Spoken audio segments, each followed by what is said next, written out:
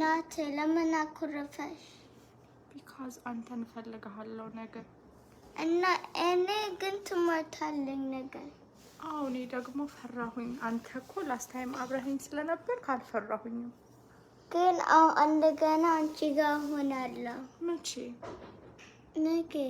አንተ ትምህርት አለህ? ግን after ትምህርት ቤት ሄድቼ take care ባርገሻለሁ አታጠበሻለሁ አነገርና ሰራለሻለሁ እኔና እህቴ ትሰሩልኛላችሁ። ምግብ መብላት አልችልም። ግን የብሬክፋስት እናምጣልሽ ነው። ምጠጣውስ ምን ትሰጠኛለህ? ወተት።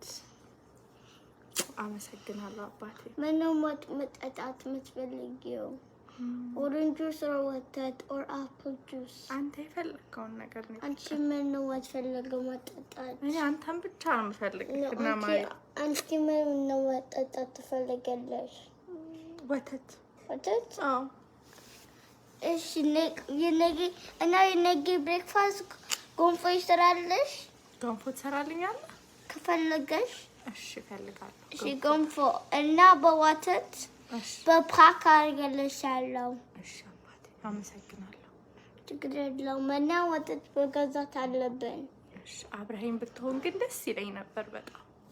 ግን ቤት ላይ ቴክ ኬር አደርግሻለሁ። እሺ እኔ ፍቅር ታድዬ ማርዬም ታደርገኛለች። ጨረሽ ወደ ምን ታደርጊልኛለሽ አንቺስ?